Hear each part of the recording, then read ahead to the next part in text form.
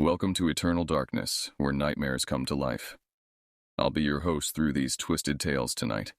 Before we descend into the shadows, remember to like and subscribe to join our growing community of horror enthusiasts. Get comfortable, turn down the lights, and prepare yourself as we begin our journey into the unknown. I moved to the cabin in October 2019, seeking the peace that only deep wilderness could provide. At 28, I'd grown tired of city noise and the constant hum of civilization. The property sat on 43 acres of dense pine forest in northern Montana, miles from the nearest neighbor. The previous owner, an elderly man named Garrison, had warned me about the isolation during our final walkthrough. "Gets real quiet out here," he'd said, his weathered hands trembling slightly as he handed over the keys. "Some folks can't handle that kind of quiet." I'd laughed then, eager to embrace the solitude. The cabin itself was modest but sturdy.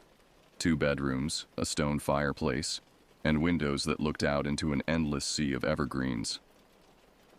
I'd brought my German Shepherd Rex, a loyal companion who'd adapted to our new life with enthusiasm. Together, we'd established routines, morning hikes, evening maintenance, and the simple pleasure of watching seasons change from our front porch. The chicken coop had been my idea, a way to achieve some self-sufficiency while adding life to the property. I'd spent weeks reinforcing it with hardware cloth and steel mesh, creating what I believed was an impenetrable fortress for my dozen hens. The morning ritual of collecting eggs and the gentle clucking of the birds brought a satisfaction I'd never experienced in my previous urban existence. For the first year, everything felt perfect. I'd wake to birdsong, spend my days writing freelance articles, and fall asleep to the comforting sounds of wind through pine needles. Rex would patrol the property with the confidence of a seasoned guardian, occasionally barking at deer or raccoons, but never showing real alarm. The woods felt safe, familiar, almost protective. But paradise has a way of revealing its shadows, and mine began to show themselves gradually, almost imperceptibly at first. The first sign of trouble came in March 2021. I'd set my favorite coffee mug on the porch railing while checking the chicken coop, and when I returned 10 minutes later, it was gone. I searched the ground, thinking it might have fallen, but found nothing. Rex sniffed around the area with unusual intensity, his hackles rising slightly before he whined and moved away. Over the following weeks, other items vanished. A work glove I'd left on the woodpile, a flashlight from the shed. Small things easily misplaced, but the pattern troubled me.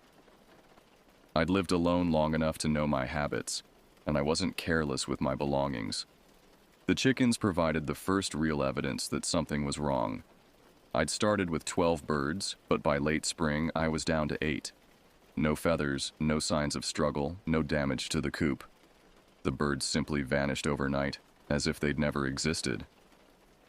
I reinforced the enclosure again, adding motion sensors and a battery-powered camera, but the disappearances continued. Rex began acting strangely around this time. He'd stand at the edge of the clearing, staring into the tree line with the kind of focus that made my skin crawl. His ears would prick forward, and he'd emit low, rumbling growls at something I couldn't see or hear. When I'd call him, he'd reluctantly return, but his eyes would keep darting back to the woods. I told myself it was probably a fox or a weasel, maybe a fisher cat that had learned to exploit weaknesses in my defenses. I researched predator behavior, adjusted my barriers, and even considered getting a rooster to alert me to intruders. But deep down, I knew something felt wrong about the whole situation. The woods themselves seemed different. The usual chorus of birds had diminished, and I rarely saw deer anymore. Even the squirrels appeared nervous, chattering frantically at sounds I couldn't identify. Rex refused to venture far from the cabin during our walks, staying close to my side with an alertness that suggested he knew something I didn't. The night of July 15th, 2021, changed everything.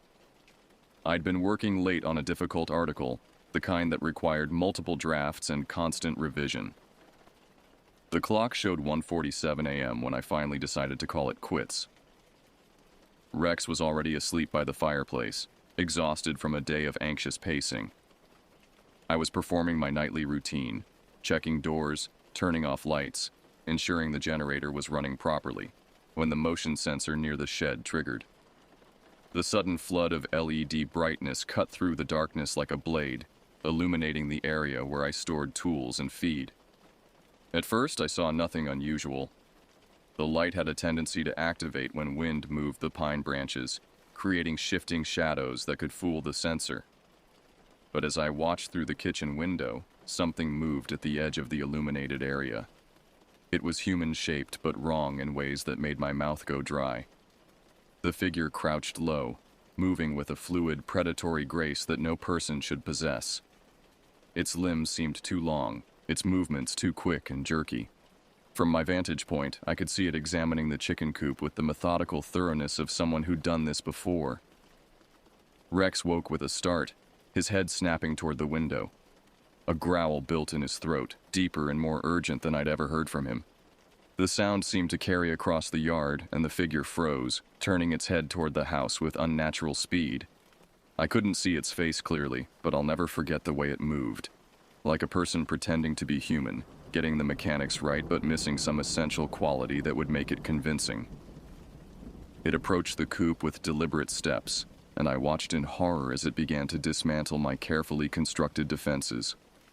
The reinforced mesh that had taken me hours to install was peeled away like paper. The steel locks I'd installed were twisted open with bare hands. Within minutes, the intruder had created an opening large enough to slip through, and I heard the panicked squawking of my remaining chickens. Rex's barking exploded through the silence, sharp and frantic.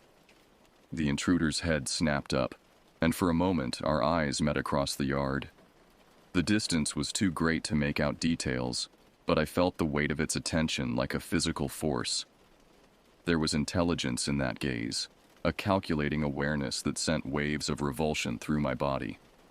I grabbed my Remington 870 from the closet, hands shaking as I loaded it with .00 buckshot.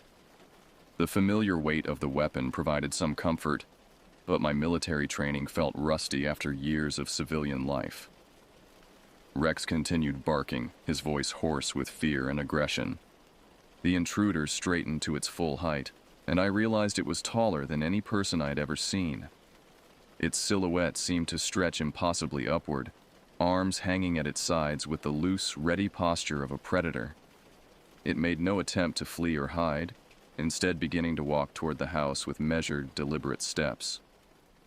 I fumbled for my phone, trying to call for help, but the screen showed no signal. The isolation that had once felt peaceful now seemed like a trap.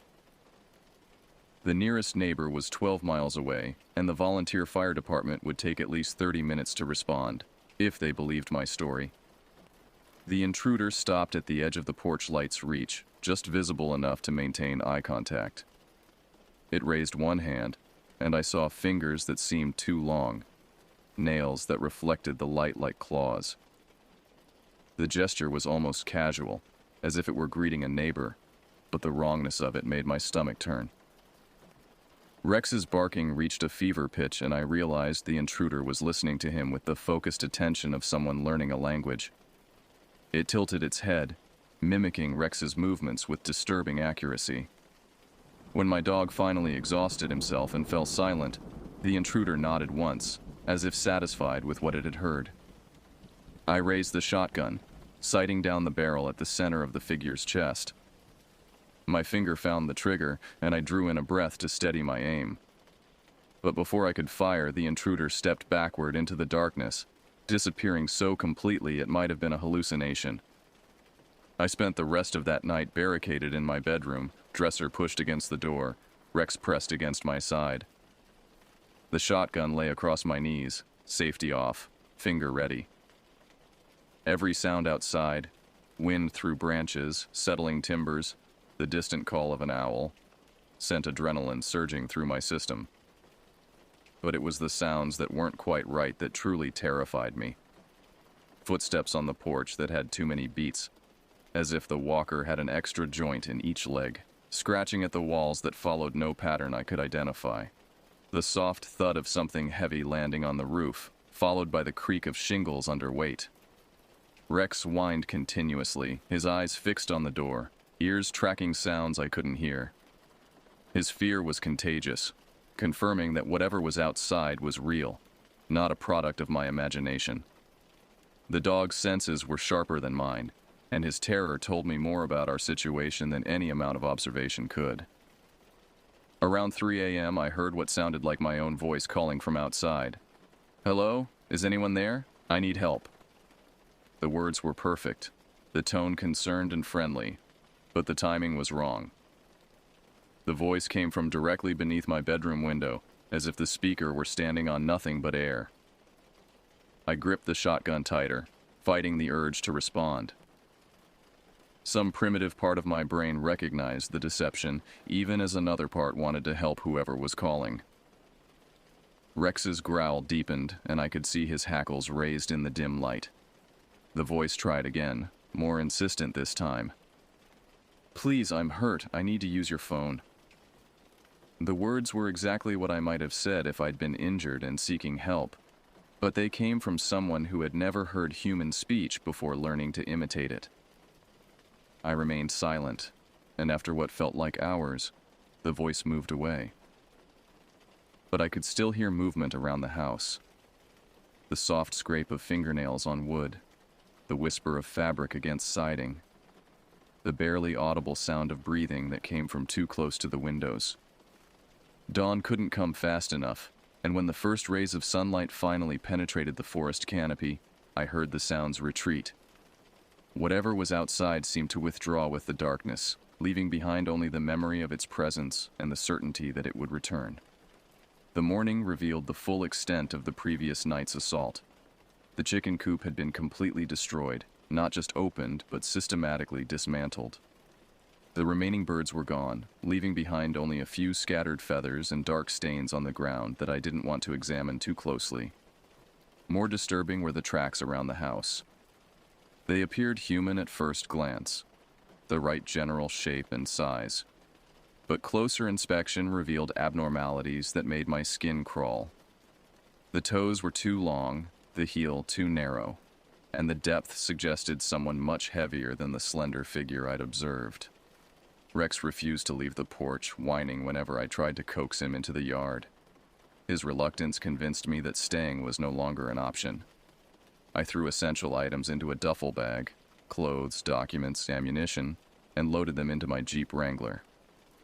The drive down the forest road should have been routine, but every shadow between the trees seemed to hide a crouching figure. Rex sat in the passenger seat, alert and anxious, his head constantly turning to track movement I couldn't see. The forest felt different now, hostile and watchful, as if every tree were a potential hiding place. I was halfway to the main highway when I saw it standing in the road ahead. The morning sun cast long shadows through the trees, but the figure was solid and real, blocking my path with casual confidence. It stood perfectly still, arms at its sides, watching my approach with the patience of something that had all the time in the world. I gunned the engine, hoping to scare it away, but the figure didn't move. As I got closer, I could see details that made my hands shake on the steering wheel. Its face was wrong, too pale, too smooth, with eyes that reflected light like an animal's. The mouth was too wide, revealing teeth that were too sharp and too numerous. I swerved at the last second, tires screaming on asphalt as I barely missed the motionless form. In my rearview mirror, I saw it turn to watch me go, moving its head in a complete circle without shifting its shoulders. The impossible motion burned itself into my memory, a reminder that I was dealing with something beyond normal human experience. 2 weeks later, I returned to the cabin with 3 friends. Gordon, a veteran like myself. Preston, who worked construction and owned an impressive collection of firearms. And Briggs, a hunter who knew the local wildlife better than anyone. I'd told them about break-ins and vandalism, not wanting to share the full truth until I was certain of their support. We approached the property like a military operation, with planned positions and communication protocols. The cabin looked normal from the outside, but I could see evidence of the intruder's continued presence. Windows that I'd left closed were now open. Items on the porch had been rearranged in subtle ways that suggested someone had been examining them. Inside, the house felt violated. Nothing was obviously disturbed, but the air held a strange scent. Musky and wild, like an animal's den. Rex refused to enter, instead pacing nervously beside the Jeep. My friends began loading boxes while I did a final walkthrough, checking for anything I might have missed. It was Preston who noticed the figure first. "Hey!" he called from the porch, his voice tight with concern. "We've got company." I joined him outside and saw it immediately. The intruder standing at the edge of the clearing, watching our activities with the focused attention of a predator studying prey.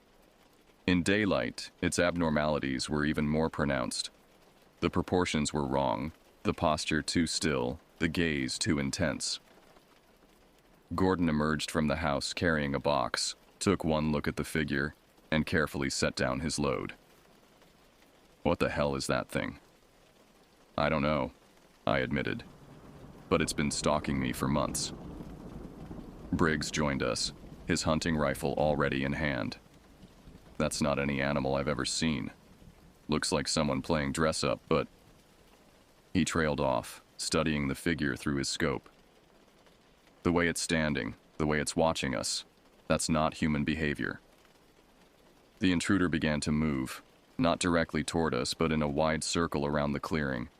Its gait was fluid and predatory, each step placed with perfect precision. It kept its eyes on us throughout the movement, never breaking contact even when the angle should have made it impossible. We finished loading the truck quickly, weapons ready, constantly aware of the figure's presence. It had stopped circling and now stood directly between us and the access road, close enough that we could see details that made our situation clear. This was no human being. The face was a crude approximation of human features, as if someone had described a person to an artist who had never seen one. The eyes were too large, set too far apart, and they didn't blink. The mouth was a gash across the lower face, revealing rows of teeth that belonged on no mammal I'd ever seen. "We need to get out of here," Gordon said, his voice steady despite the fear in his eyes. "Now." I was doing a final count of our group when I realized Preston was missing. We'd been so focused on the figure in the clearing that we'd lost track of each other. Panic surged through me as I called his name, receiving no response. We found him behind the cabin, unconscious and badly injured. Deep gashes across his back and arms suggested an attack by something with claws, but the wounds were too precise, too systematic. It was as if the attacker had been studying human anatomy and testing different approaches. Gordon and I carried Preston to the truck while Briggs kept watch. The figure had vanished from the clearing, but I could feel its presence in the surrounding forest. Rex barked frantically from the passenger seat, his attention focused on the tree line where shadows moved independently of the wind. We drove to the hospital in tense silence, Preston unconscious between us. When the emergency room staff asked about his injuries, we blamed a bear attack, the only explanation that wouldn't result in psychiatric evaluation. The doctors accepted our story, though I caught several exchanging glances that suggested they'd seen similar injuries before. Preston recovered, though he never spoke about what happened behind the cabin. He'd been found with no memory of the attack, and the doctors attributed his amnesia to trauma. But sometimes when he thought no one was watching, I'd catch him staring into empty spaces with the expression of someone who remembered more than he wanted to admit. I never returned to the cabin. The insurance company eventually paid out on a claim of vandalism and theft, and I used the money to buy a small apartment in Denver. City noise that had once driven me to the wilderness now feels like protection against the silence that harbors things better left undisturbed. Rex adapted to urban life with visible relief, though he still refuses to approach wooded areas. Sometimes, late at night, I'll find him standing at the window, looking out at the streetlights with the same alertness he'd shown in the forest. When I ask what he sees, he just whines and comes to sit beside me, as if seeking comfort from memories we both carry. The woods of northern Montana remain untouched, 43 acres of wilderness that will never again know human habitation. Sometimes I wonder if the thing that stalked me is still there, waiting for the next person seeking solitude to discover that some places are empty for good reason. I've learned to appreciate the constant hum of civilization, the steady flow of traffic, the voices of neighbors through thin walls. These sounds, once irritating, now remind me that I'm surrounded by humanity, protection against the things that watch from the spaces between. The solitude I once craved has been replaced by a deep need for connection, for the constant reassurance that I'm not alone. Because in the deepest woods, in the places where cell phones don't work and the nearest neighbor is miles away, isolation isn't peace. It's vulnerability.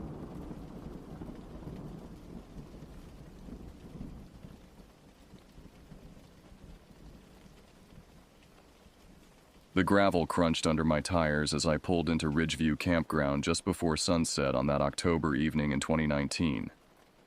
At 34, I'd been working these mountains for over a decade, and I knew the rhythm of this place like my own heartbeat. Tonight felt different, though. Wrong. The usual tranquil atmosphere that settled over the grounds at dusk had been shattered by the thunderous bass of speakers and the raucous laughter of young men who clearly had no understanding of where they were. I counted at least 8 tents clustered around a fire that blazed dangerously high, its flames licking toward the low-hanging branches above. The group of college-aged men, probably early 20s, were drunk and getting louder by the minute. Beer cans littered the ground around their chairs, and someone had apparently thought it was a good idea to bring a portable sound system into one of the most pristine wilderness areas in the state. What made my stomach twist wasn't just their disrespect for other campers. I could see families huddled in their tents nearby, children's faces pressed against mesh windows, wide with fear at the aggressive shouting and profanity that cut through the evening air. An elderly couple sat rigidly at their picnic table, the woman clutching her husband's arm every time one of the young men let out a particularly loud whoop or curse. But it was more than disturbed peace that had me worried. These mountains held dangers that city boys like these couldn't begin to comprehend. The local cougar population had been increasingly active this season, pushed down from higher elevations by an early snowfall.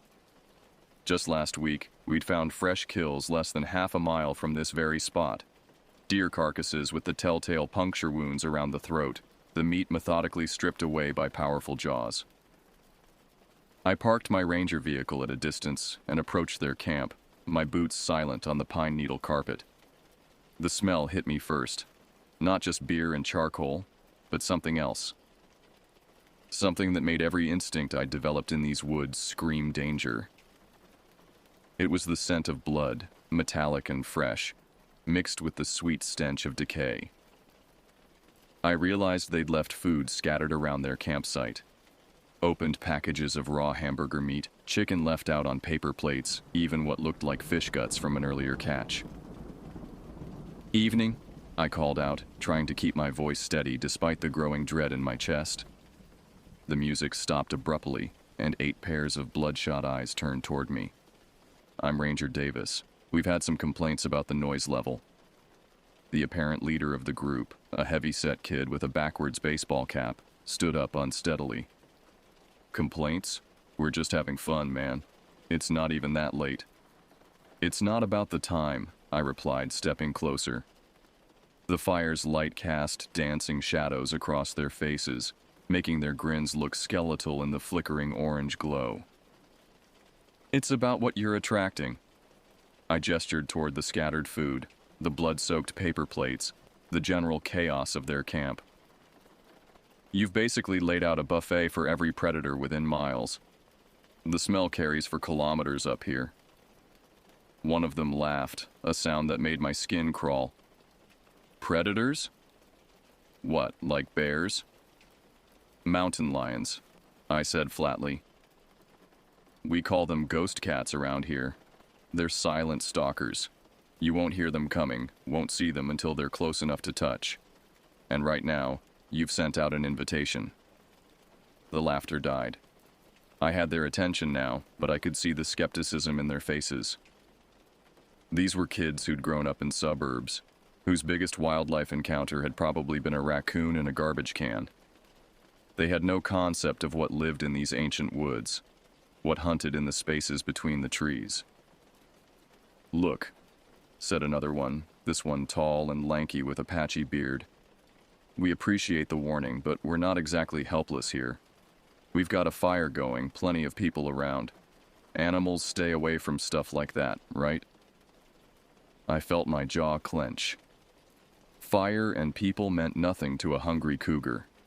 If anything, the combination of light, noise, and the overwhelming scent of meat would draw them in. But I could see I was wasting my breath trying to explain the reality of predator behavior to kids who thought nature was something you watched on National Geographic. "Just keep it down," I said finally, "and clean up that food. Don't wander off alone, especially not to relieve yourselves. If you hear anything moving around your tents tonight, stay inside and stay quiet." As I walked back toward my vehicle, I heard one of them mutter, "What a buzzkill," followed by snickers from the others. Within minutes, the music was back up, not quite as loud, but still echoing off the canyon walls like a dinner bell for everything dangerous in these mountains. Back at the ranger station, I found my partner Danny Rodriguez sorting through incident reports from the past week. Danny had 20 years on these mountains compared to my 10, and his weathered face showed every season he'd spent dealing with both nature and the people who didn't respect it. "Let me guess," he said without looking up. "College kids who think they're camping in their backyard." "Worse," I replied, slumping into my chair. "They've got meat scattered everywhere, loud music, and zero respect for anything I told them about mountain lion activity." Danny's pen stopped moving. He looked up at me with those sharp brown eyes that had seen too much over the years. "How many?" "8 of them, all drunk, all convinced they know better than the guy who's been working these trails since before they could tie their shoes." "Jesus," Danny muttered, then caught himself. "I mean, God help us all." He set down his pen and leaned back in his chair. "You know what happened last month over at Blackstone Creek, right?" I shook my head, though something in his tone made my stomach tighten. "Group of hikers, similar age, similar attitude. Found them 3 days later. Well, found most of them." Danny's voice dropped to barely above a whisper. "Rangers said it looked like they'd tried to run, but you can't outrun a cat that's decided you're prey. The campsite was destroyed, tents shredded, gear scattered for hundreds of yards. And the blood..."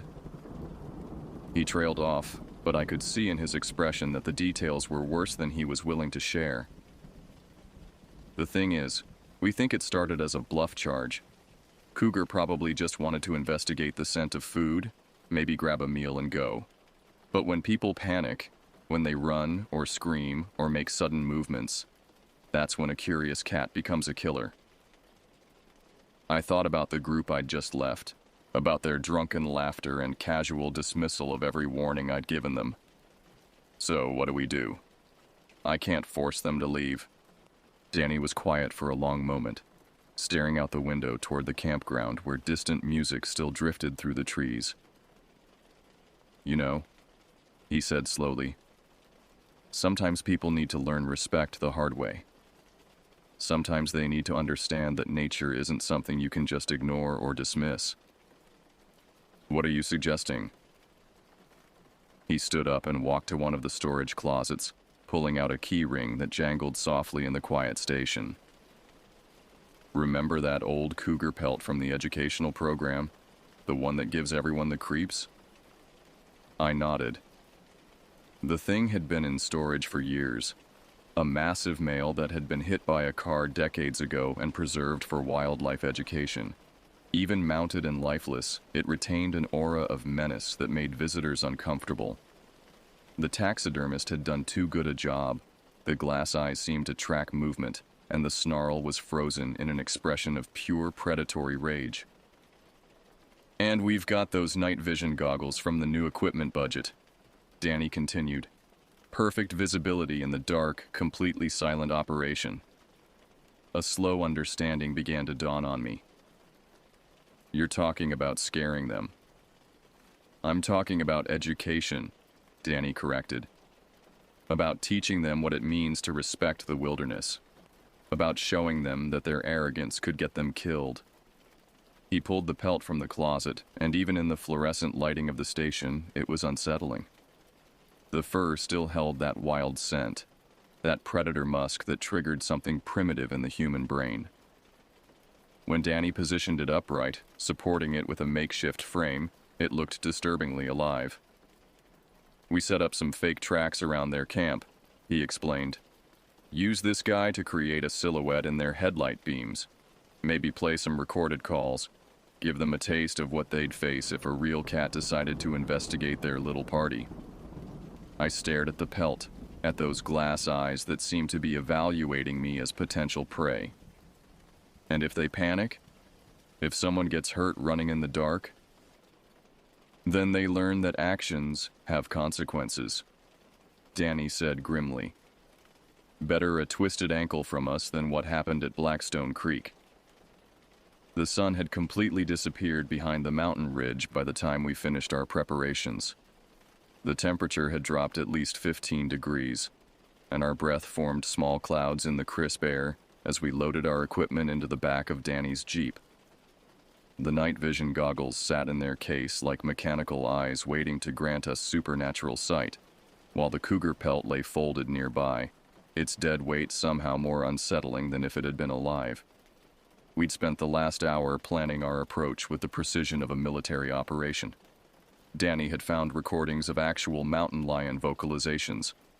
Not the Hollywood roars that most people expected, but the real sounds. The low, thrumming calls that carried for miles, the chittering contact calls, and most chilling of all, the scream-like mating calls that could freeze blood in human veins. "The key," Danny explained as he tested the portable speaker system, "is to make them believe they're surrounded. Cats are ambush predators. They don't just charge in from one direction. They circle, they evaluate, they wait for the perfect moment." I nodded, though part of me wondered if we were crossing a line we shouldn't cross. These were still people, however foolish, and we were about to deliberately terrorize them. But then I remembered the scattered meat at their campsite, the dismissive laughter when I'd warned them about real dangers, and I thought about the Blackstone Creek incident that Danny had described. "How do we know there isn't a real cougar in the area?" I asked. "What if our fake hunt draws in something genuine?" Danny paused in his equipment check. "That's the thing about this job. There's always that possibility. But I'd rather have that happen while we're prepared and watching than leave those idiots to stumble into it blind drunk at 2 in the morning."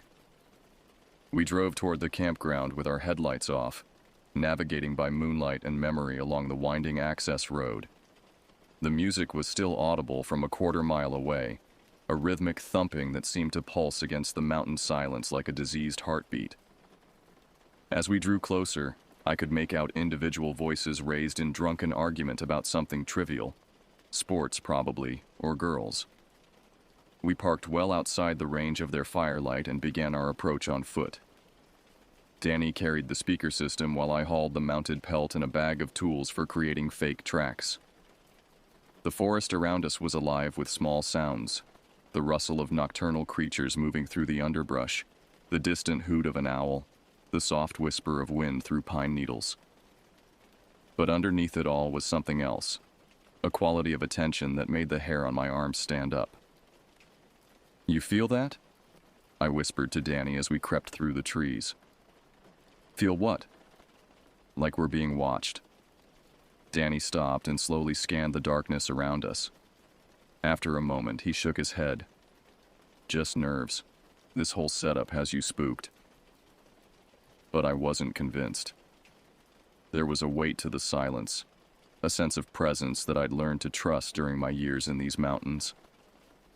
Predators had a way of changing the atmosphere around them, of making prey animals go quiet and still. And right now, the forest felt exactly like that, hushed and waiting. We reached the edge of the campground and crouched behind a fallen log to observe the scene. The college group had grown louder and more chaotic in the hour since I'd visited them. Someone had added more wood to the fire, sending sparks high into the air where they danced among the tree branches. Empty beer cans formed small pyramids around their chairs, and the scattered food had attracted insects that buzzed in clouds around the dying meat. "Perfect," Danny whispered. "They're so drunk they won't know what hit them." I wasn't so sure. There was something off about their behavior, something beyond simple intoxication. They kept glancing toward the tree line, and their laughter had a forced quality that suggested nerves. Maybe my earlier warning had gotten through to them more than I'd thought. "Look at the one by the fire," I murmured. The heavy-set kid who'd been their spokesman earlier was standing with his back to the flames, staring out into the darkness with an expression I couldn't quite read. Every few seconds, he'd turn his head slightly, as if tracking some sound or movement the rest of us couldn't detect. "He's scared," Danny observed.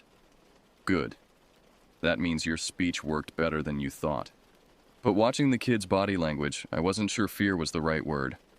He looked alert, focused, like someone who'd suddenly realized he was in unfamiliar territory and needed to pay attention. It was the expression of a prey animal that had caught the scent of a predator. We spent 20 minutes circling the campsite, using a metal stamp Danny had fashioned to create realistic cougar tracks in the soft earth around their tents. The prints were massive, easily 4 inches across with clear claw marks extending beyond the pads.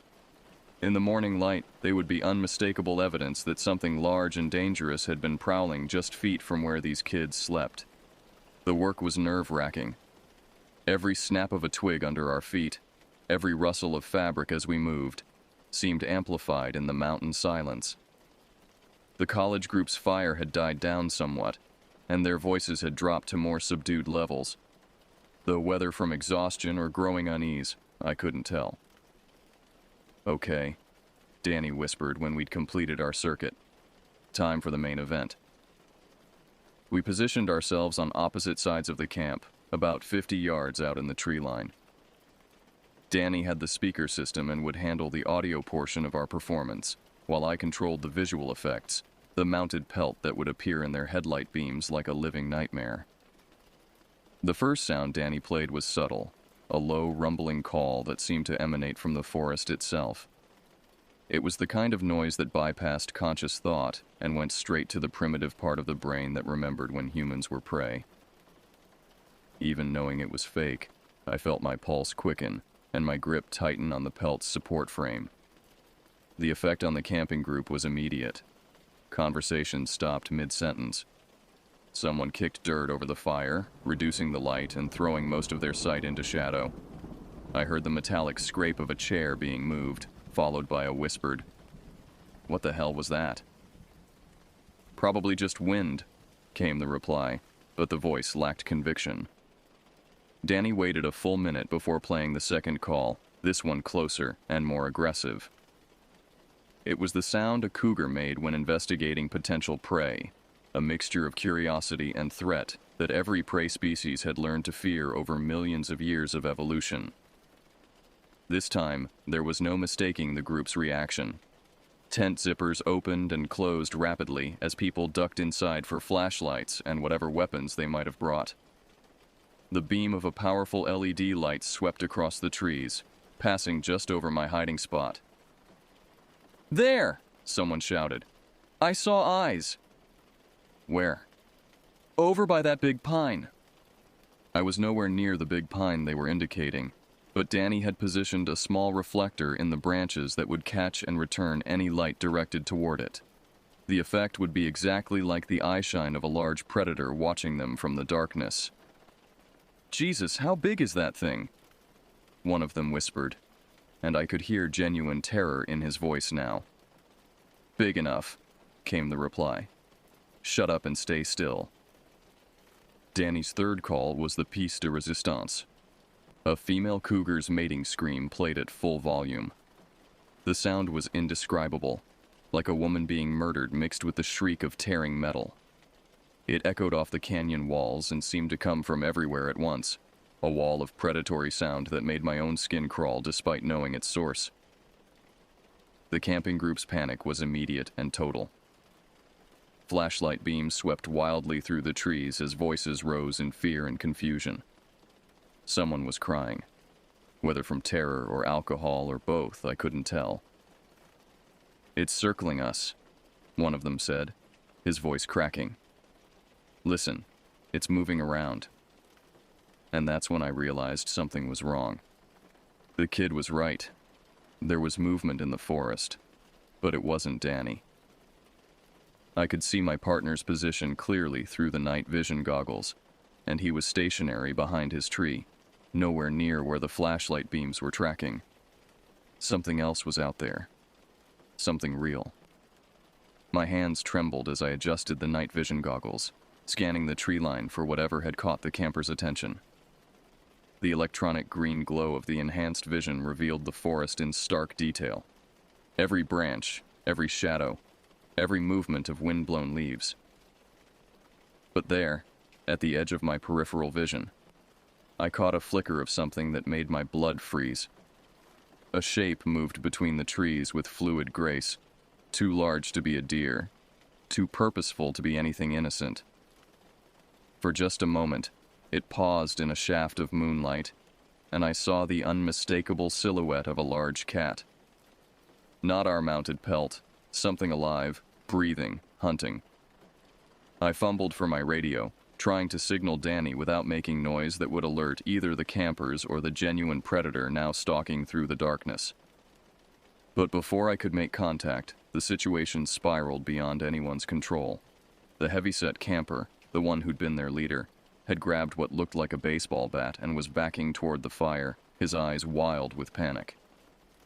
"I can see it moving," he whispered to his friends. "Right there, behind that deadfall." He was pointing directly toward Danny's position. "Nobody panic," another voice said, trying to maintain calm. "Just back toward the tents slowly. Don't run." Good advice, if they'd been dealing with our staged encounter. Terrible advice when a real cougar was evaluating them as potential prey. I'd seen enough behavioral studies to know that a mountain lion's hunting instinct was triggered by specific movements and sounds. Running could provoke an attack, but so could the kind of aggressive posturing the camper with the bat was displaying. Danny's voice crackled through my radio, barely audible. "Something's wrong. There's movement on the east side that isn't us."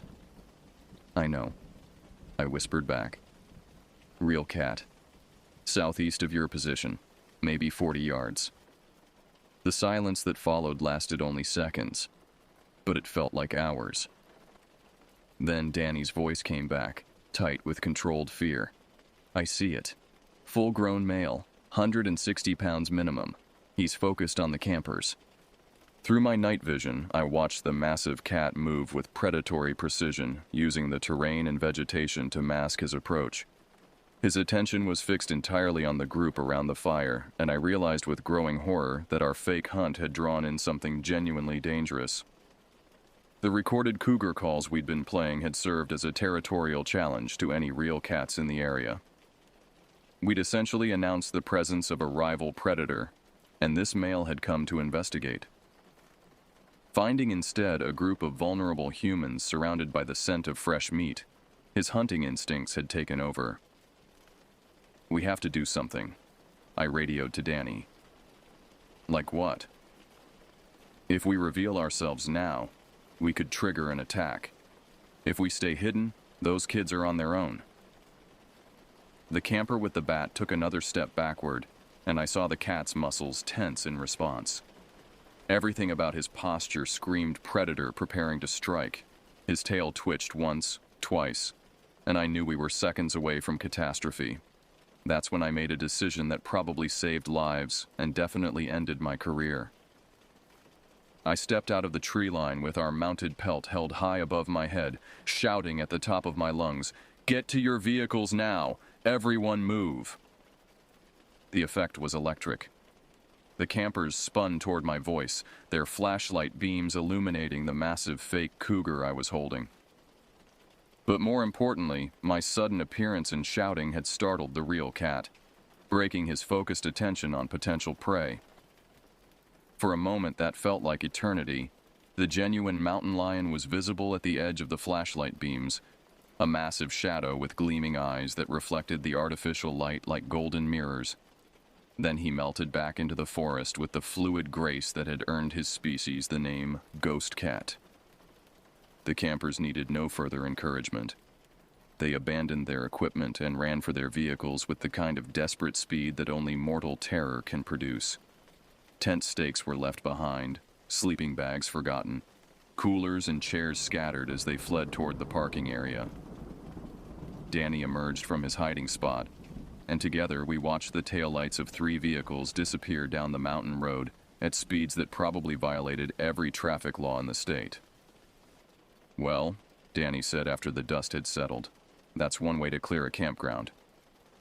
The silence that followed the campers' frantic departure was deafening. Without their music and shouting, the mountain night reclaimed its natural quiet, broken only by the distant call of an owl and the whisper of wind through pine needles.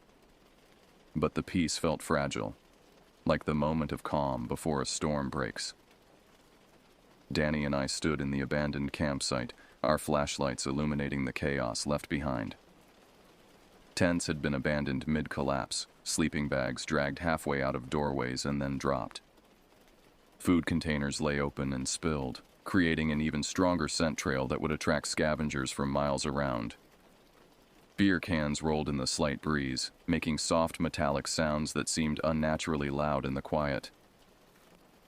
"Look at this mess," Danny muttered, kicking at a scattered bag of trail mix.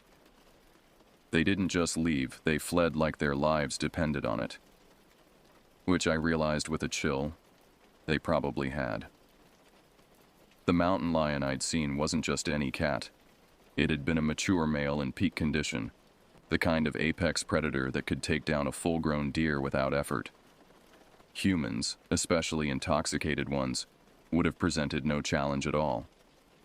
"We need to report this," I said, though I dreaded the conversation with our supervisor. "How do you explain that a routine noise complaint had escalated into a staged predator encounter that then attracted a real predator?" "Report what, exactly?" Danny asked. "That we used government equipment to terrorize civilians? That we pretended to be wildlife to scare people off public land?" He had a point. What we'd done was far outside the bounds of our authority, regardless of our intentions. But the alternative, letting those kids continue their drunken party until a real cougar decided to investigate, could have ended in genuine tragedy. As we began the grim task of securing the abandoned campsite, I noticed something that made my stomach clench with fresh dread. The fake cougar tracks we'd planted around the tents were now intersected by real ones. The genuine cat had investigated every spot we'd marked, probably following the scent trails from our boots and equipment. "Danny," I called, my voice tight. "Come look at this." He approached with his flashlight, and I pointed to the overlapping tracks. The real paw prints were slightly smaller than our fake ones, but unmistakably genuine. You could see where the cat's weight had compressed the earth differently, where his claws had left scratches that looked nothing like our metal stamp marks. "He was here," Danny said quietly. "After they left, he came right into the camp. We followed the trail of prints, and what we found made both of us reach instinctively for the bear spray on our belts. The mountain lion had methodically investigated every tent, every abandoned piece of equipment, every scrap of food. His tracks circled the dead fire pit 3 times, as if he'd been trying to understand what had happened here. but it was the final set of tracks that truly terrified me. They led straight to where I'd been hiding during our fake encounter, stopping exactly at the spot where I'd crouched with the mounted pelt. The cat had smelled my presence there, had probably been watching me watch the campers. "How long do you think he was out there?" I asked. Danny studied the tracks with the focused attention of someone who'd spent decades reading sign. Based on the depth and clarity, I'd say he arrived right around the time we started playing the recorded calls. Our fake territory challenge brought him in to investigate. So he was watching the whole time. Watching and evaluating. Trying to figure out why he could hear a cougar but couldn't scent one. When he realized the calls were fake, he started focusing on the real prey. Those kids around the fire. We finished securing the campsite in grim silence, packing away the abandoned gear and cleaning up the scattered food that would have attracted every predator in the area. By the time we were done, my watch showed nearly 3 in the morning. The mountain air had turned bitter cold, and our breath came in visible puffs as we loaded the last of the equipment into Danny's Jeep. But even as we prepared to leave, I couldn't shake the feeling that we were still being watched. The sensation was so strong that I found myself constantly checking the tree line, expecting to see those golden eyes reflecting our flashlight beams. "He's still out there, isn't he?" I asked as we climbed into the vehicle. Danny didn't answer immediately. He started the engine and began the slow drive back to the ranger station, but I could see him checking his mirrors every few seconds. "Probably," he said finally. "Cats are curious. He'll want to understand what happened here tonight, what drove away his potential prey. Could take him days to lose interest in this area." Which meant that any future campers who chose this spot would be walking into potential danger. The cat had now associated this campground with easy human prey, and that was a connection that could prove deadly.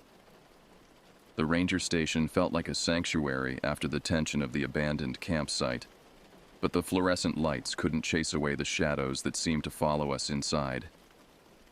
Danny and I sat in uncomfortable silence, each lost in our own thoughts about what had transpired. The mounted cougar pelt lay on the desk between us, its glass eyes reflecting the overhead lighting in a way that made it appear almost alive again. "We crossed a line tonight," I said finally, voicing what we both knew. Danny nodded slowly. "Question is, did we cross it to prevent something worse, or did we create something worse?" It was a fair question. Our staged encounter had succeeded in driving away the disruptive campers, but it had also attracted a genuine predator to an area frequented by families and inexperienced outdoor enthusiasts. We'd solved one problem by creating a potentially deadlier one. "I keep thinking about those tracks," I continued. "How close he got to their tents. If we hadn't intervened when we did." "But we did intervene," Danny interrupted, "and everyone went home alive. Sometimes that's the best you can hope for in this job." I understood his logic, but it didn't ease the growing weight of responsibility I felt. As rangers, we were supposed to protect both the wilderness and the people who visited it. Tonight, we'd manipulated both in ways that could have had catastrophic consequences. My radio crackled to life, startling us both. The night dispatcher's voice came through clearly. "Unit 7, we have a report of a mountain lion sighting on Highway 12, about 3 miles south of your location. Multiple witnesses report a large cat crossing the road. Be advised that Fish and Wildlife is requesting increased patrols in that area." Danny and I exchanged glances. Highway 12 ran directly away from our campground, following the valley floor toward the nearest town. If the cat was moving in that direction, it could only mean one thing. He was expanding his territory, possibly following the scent trail left by the fleeing campers. "Unit 7 responding." I radioed back. "What's the description of the animal?" "Adult male, estimated weight 150 to 170 pounds. Dark coloration with lighter markings. One witness described it as the largest mountain lion he'd ever seen." The description matched perfectly with what we'd observed. Our ghost cat wasn't content to remain in the high country. He was moving toward civilization, and that made him infinitely more dangerous. "We have to track him," I said to Danny. "If he's heading for populated areas." "With what authority?" Danny countered. "We're park rangers, not wildlife biologists. Fish and Wildlife handles predator tracking. Fish and Wildlife doesn't know what we know. They don't understand that this cat has already associated humans with easy prey. They'll treat this as a routine sighting instead of a potential stalking situation." Danny was quiet for a long moment, staring at the radio as if it might provide answers. When he finally spoke, his voice carried the weight of someone who'd seen too much over too many years. "There's something I didn't tell you about the Blackstone Creek incident," he said. "The reason those hikers were never found until it was too late.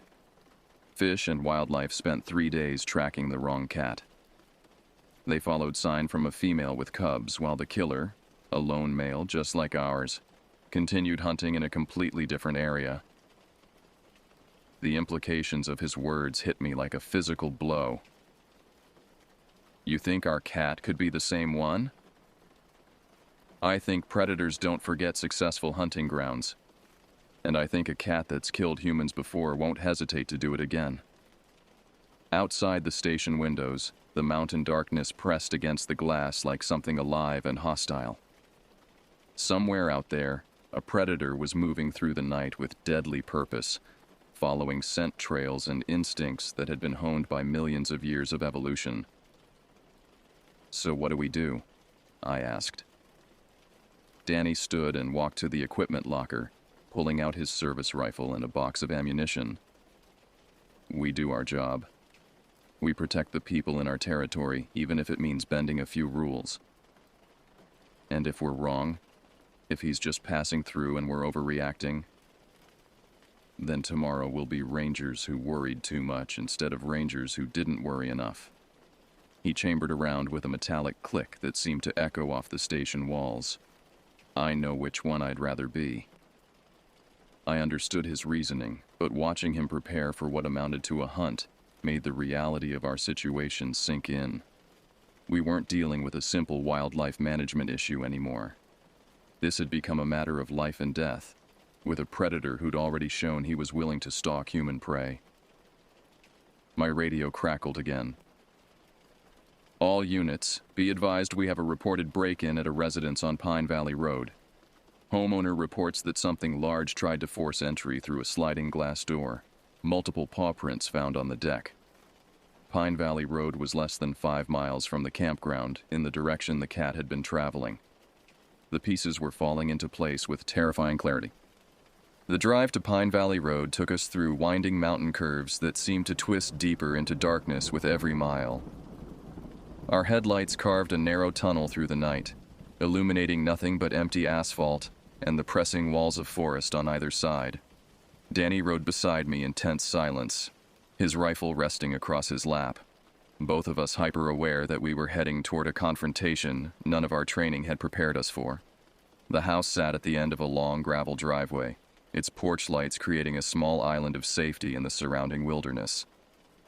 Sheriff's deputies had already arrived, their patrol cars parked at angles that suggested hasty positioning. I could see the homeowner, a middle-aged woman, standing on her front porch talking animatedly to one of the officers. As we approached, the details of what had happened became clear. The sliding glass door that led from the kitchen to the back deck had been damaged. Not broken, but scratched and dented, as if something had been trying to force its way inside. Large paw prints in the flower bed below showed where the cat had stood on his hind legs to investigate the glass, probably attracted by cooking smells from the evening meal. "Started about an hour ago," the homeowner told us, her voice shaking despite her obvious attempts to remain calm. "I was washing dishes when I heard this scratching sound. Thought it was a tree branch against the house until I turned around and saw those eyes staring at me through the glass." She pointed toward the damaged door, and I could see the scratches clearly. Deep gouges in the metal frame where powerful claws had attempted to find purchase. The glass itself showed stress fractures from the pressure that had been applied. "How long did it stay?" Danny asked. Maybe 10 minutes, just standing there, watching me. When I moved, it moved. When I backed away from the window, it started trying to get in. One of the deputies, a young man who looked like he'd rather be anywhere else, gestured toward the tree line behind the house. We found a blood trail leading into the woods. Looks like it made a kill back there. Maybe a deer. There's enough blood to suggest something big. Danny and I exchanged glances. A cat that had just fed shouldn't have been investigating human dwellings unless it was developing a specific interest in human prey that went beyond mere opportunism. "Ma'am," I said to the homeowner, "do you have somewhere else you can stay tonight? Maybe family in town? You think it'll come back?" Mountain lions are territorial. If this is part of his range now, he might consider your house a landmark. It's better to be safe. As the woman gathered essential items for an overnight stay elsewhere, Danny and I examined the scene more thoroughly. The paw prints told a story that made my stomach clench with dread. The cat had approached the house from multiple angles, circling the building twice before focusing on the sliding door. His behavior showed planning and persistence that suggested this hadn't been a random encounter. "Look at this," Danny called from the corner of the deck. I joined him to find scratches in the wooden railing, fresh gouges where the cat had sharpened his claws. But more disturbing was what lay scattered on the ground below. Torn fabric that looked like it had come from camping gear, and a metal button that I recognized as standard issue for outdoor equipment. He's been following their trail, I realized. From the campground to the road to here. He's tracking the scent of those campers. Which means he's not just hunting randomly. He's got a specific target in mind. The radio on my belt crackled. "All units, we have multiple reports of a large animal on Highway 12 near the town limits. Animal appears to be following traffic, staying just inside the tree line." My blood turned cold. The highway led directly to the college town where most of the campers had probably fled. If the cat was indeed tracking their scent trail, he was heading straight for a population center with thousands of potential victims. "We have to stop him," I said. Danny nodded grimly. "Before he reaches town." We left the deputies to secure the scene and headed back toward the highway, driving with desperate urgency through mountain roads that had never seemed so long or twisted.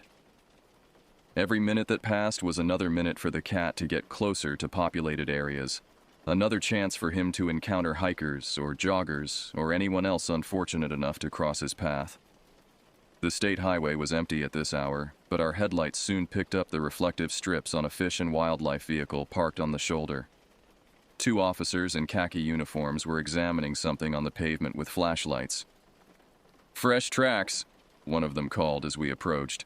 "Big male, moving fast. Crossed here maybe 20 minutes ago, heading northeast."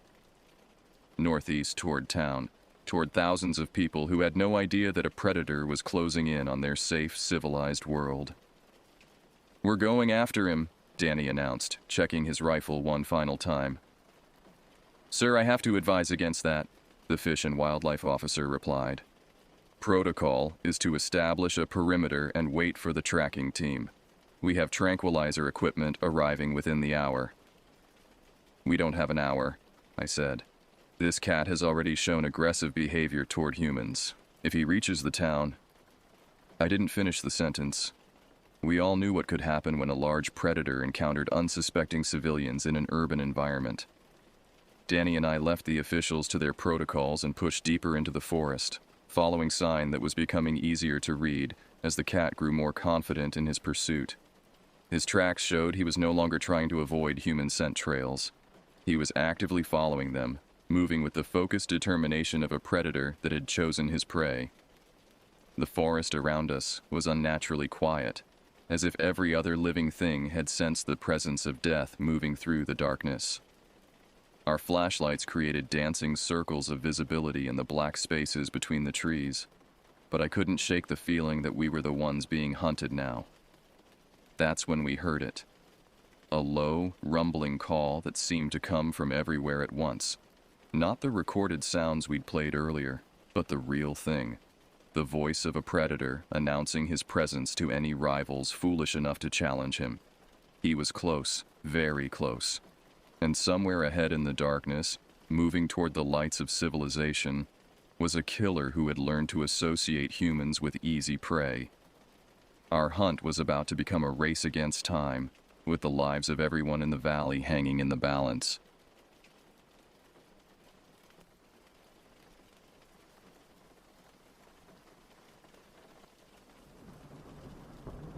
The decision to hike the remote sections of Kaibab National Forest came after months of planning.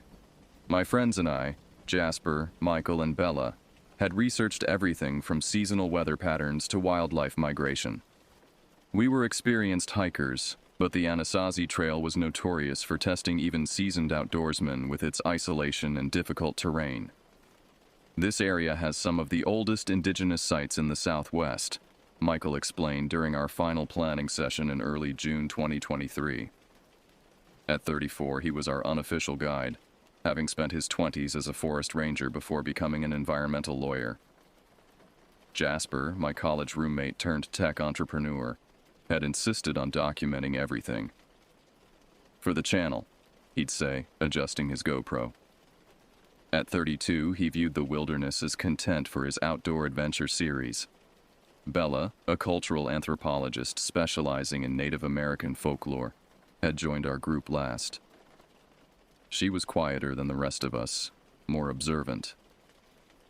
The locals avoid this section of forest, she mentioned casually as we loaded our packs into my Subaru Outback, particularly the northern ridge beyond Blacktail Canyon. Superstition? I asked. She shrugged, adjusting her glasses. Cultural respect, maybe. The Navajo consider some areas sacred or dangerous. I laughed. We're not exactly trespassing on sacred burial grounds. No, she said, her expression serious. But there are stories. The kind that persist for centuries for a reason. The first 2 days of hiking went exactly as planned. We covered 15 miles of stunning terrain. Towering ponderosa pines giving way to ancient juniper and pinon forests, spectacular canyon views, and rock formations that seemed sculpted by otherworldly hands. The nights were clear, the Milky Way stretching across the sky like scattered diamonds on black velvet. It was on the third day that something shifted. We reached the northwestern section of the trail by mid-afternoon. The terrain had grown rougher, less traveled. Michael consulted his topographical map at a junction where the maintained trail dissolved into what looked like game paths. The old ranger station should be about 3 miles ahead, he said, pointing to a barely visible path cutting through dense underbrush. Perfect spot to camp. As we hiked, I noticed something strange about the forest.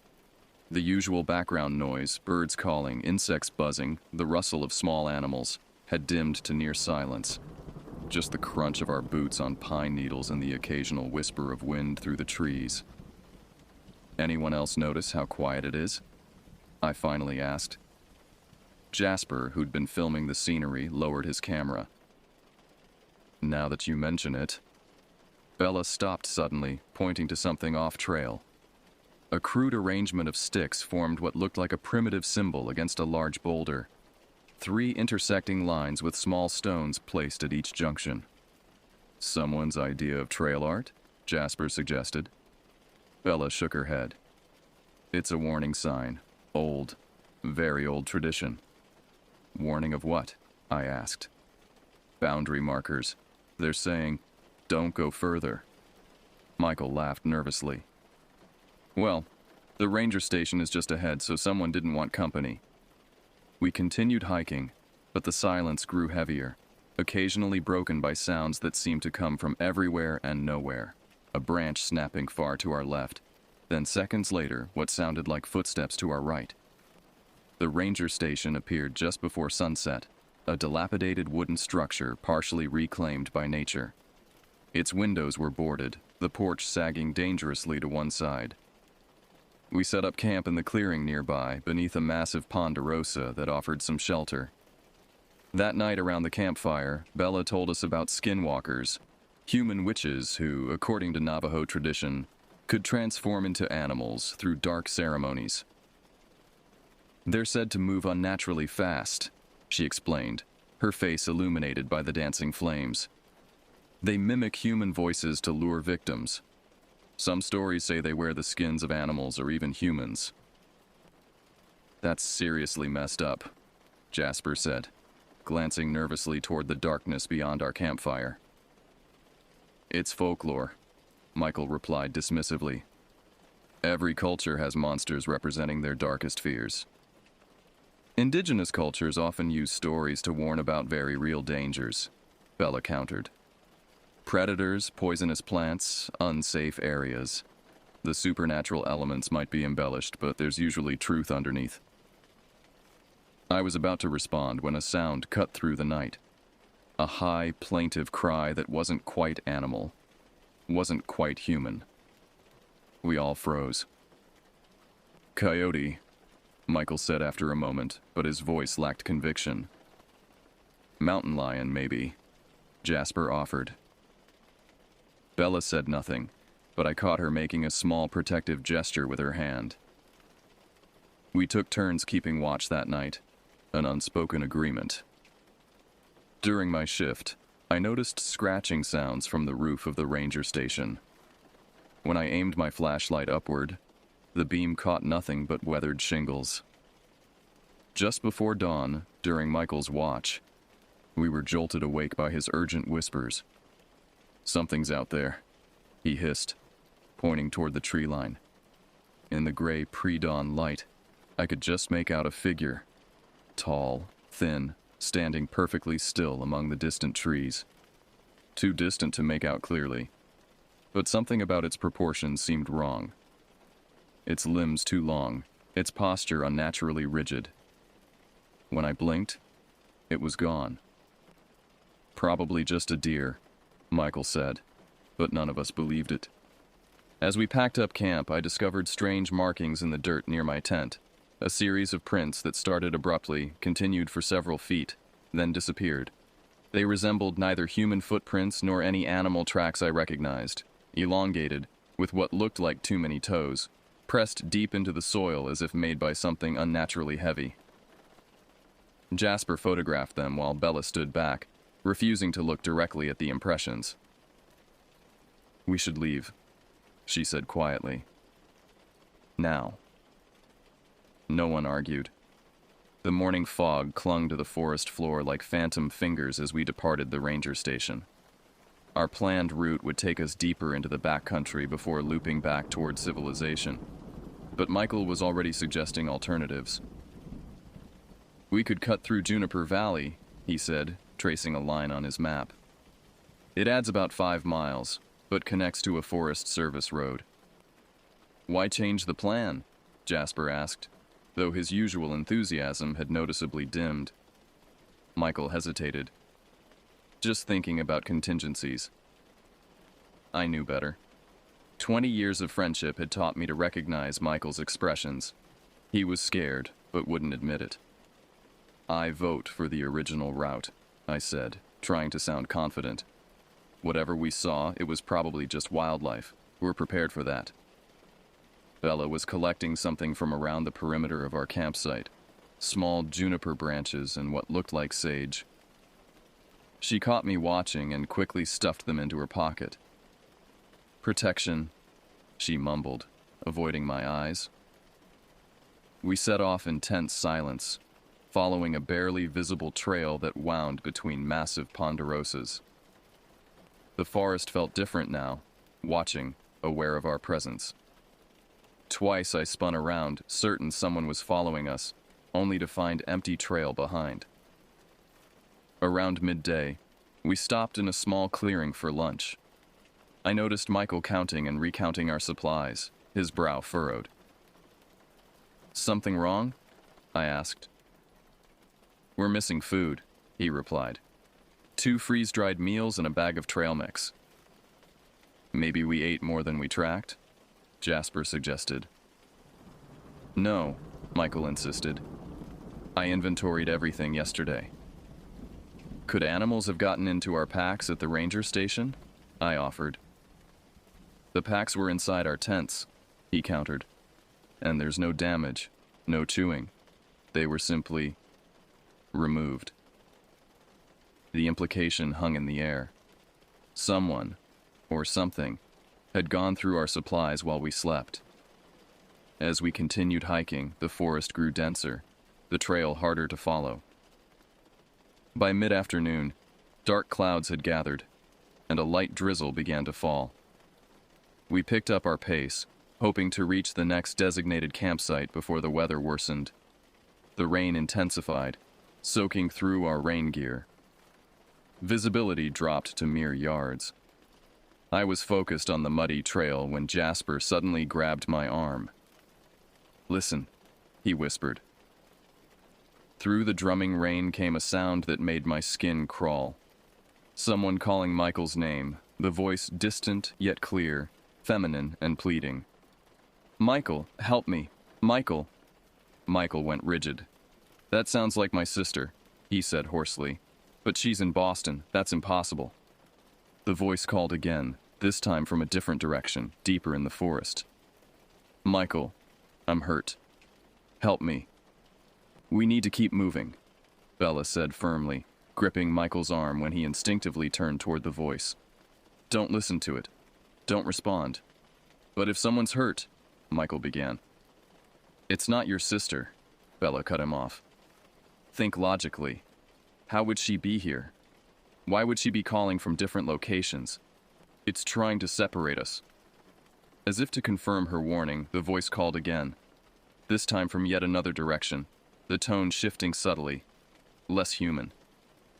We quickened our pace, the rain now coming down in sheets. Lightning split the sky, followed by ground-shaking thunder. In the sudden illumination, I glimpsed something moving parallel to our trail, a dark figure loping between trees with unnatural speed. "Run!" I shouted, abandon caution.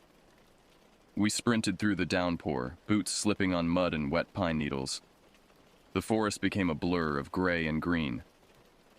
I could hear heavy breathing behind me. My friends, I prayed, not something else.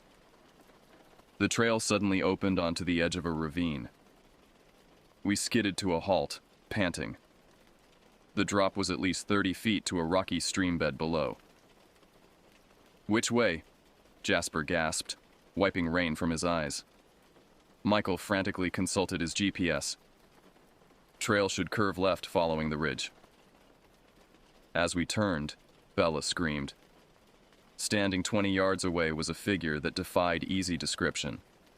Tall and gaunt, it stood on two legs but hunched forward in a way that seemed anatomically impossible. Its skin was taut, gray-brown, stretched over an emaciated frame. Its face, what I could see of it beneath a hood of what looked like animal hide, was long, features distorted. It didn't move toward us. It didn't need to. Its presence alone induced a primal terror I'd never experienced. "Don't run," Bella whispered. "Don't show fear." The creature tilted its head, studying us with eyes I couldn't see but could feel. Then, in a movement too quick to follow, it was suddenly gone, vanished into the curtain of rain. "What the hell was that?" Jasper's voice cracked. "We need shelter," Michael said, visibly shaking. "Now." A mile further, we found a small cave in a rocky outcropping. After carefully checking it for animal inhabitants, we crowded inside, shivering in our wet clothes. "It's following us," I said, as Michael attempted to start a small fire with the driest materials we could find. "We don't know that," he replied automatically, but his hands trembled as he struck his lighter. Bella was unusually quiet, methodically arranging juniper branches at the cave entrance. When she finished, she sat cross-legged, closed her eyes, and began whispering something that sounded like a prayer or chant. "What is she doing?" Jasper whispered to me. "Protection ritual," I guessed. "Let her be." As darkness fell, the storm intensified. Wind howled at the cave entrance, occasionally bringing strange sounds, scratching, tapping, and once, what sounded like low laughter quickly swallowed by thunder. No one suggested taking watches. None of us would sleep anyway. If that thing wanted to hurt us, it would have by now, Michael said, more to himself than to us. It's just trying to scare us off its territory. It's working, Jasper muttered. I checked my phone again. Still no signal. We were completely cut off. Around midnight, the storm briefly subsided. In the sudden quiet, we heard it. Soft footsteps circling our cave, pausing occasionally as if testing our defenses. Something scraped against the rock outside, a sound like claws or long fingernails. Then came the whispering, unintelligible words in multiple voices, some that chillingly resembled our own. Voices that shouldn't have known our names but called them anyway, over and over, in tones that ranged from pleading to mocking. Bella's eyes snapped open. "Don't answer," she commanded. "Whatever you hear, whatever it says, don't respond." The longest night of my life continued, each minute stretching into what felt like hours. Just before dawn, exhaustion finally overcame fear, and I drifted into uneasy sleep. I dreamed of running through endless forest, pursued by something I couldn't see but could sense gaining on me with each step. Just as it was about to catch me, I jerked awake to Jasper's panicked voice.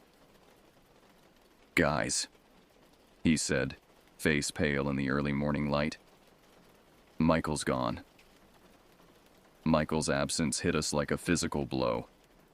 His sleeping bag lay empty, his boots still neatly placed beside it.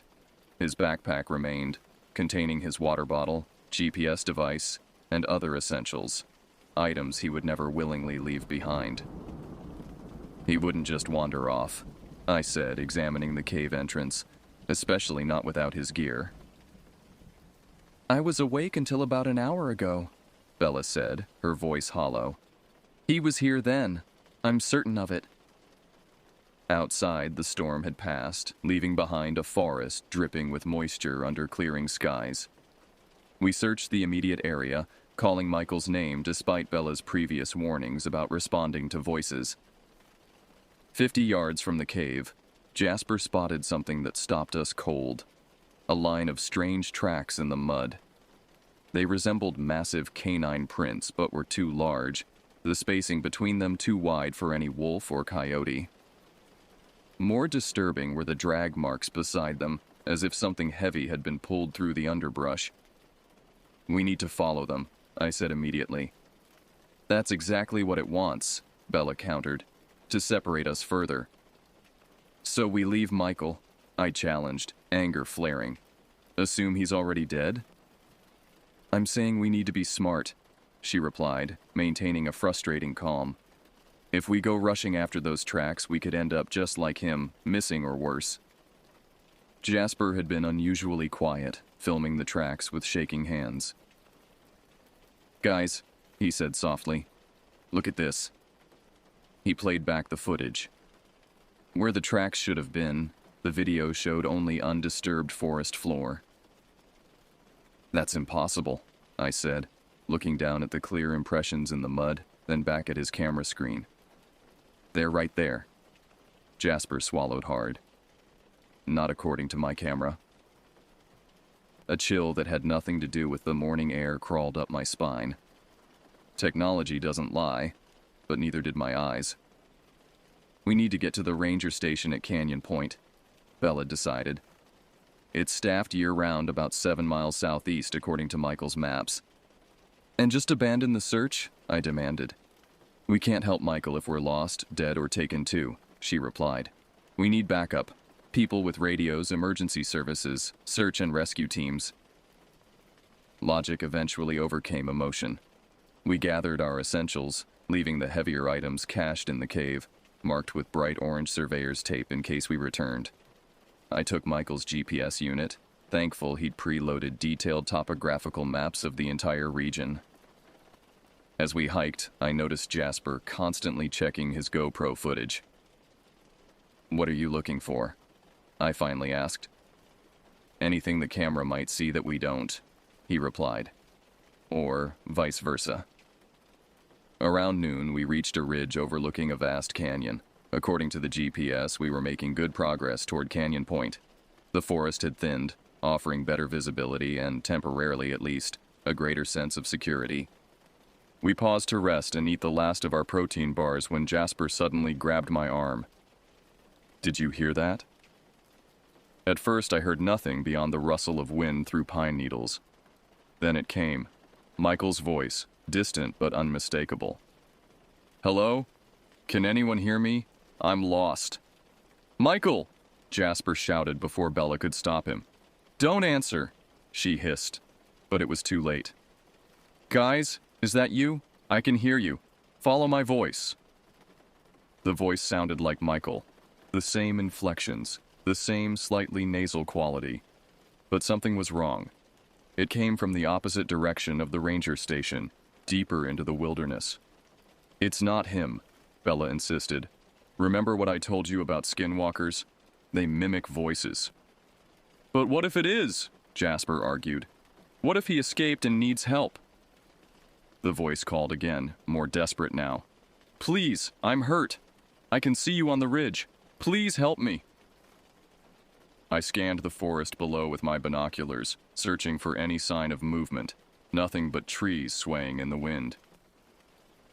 "Michael has a whistle on his pack," I said slowly. "Standard emergency procedure is 3 short blasts." "Michael," I called out. "If that's really you, use your emergency whistle." We waited, tense and silent. No whistle came.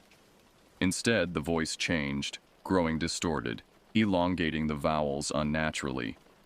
"Please help me." Then, chillingly, it switched to a perfect imitation of my voice. "If that's really you, use your emergency whistle." Jasper went pale. "Oh, God." "We keep moving," Bella said firmly. "Now."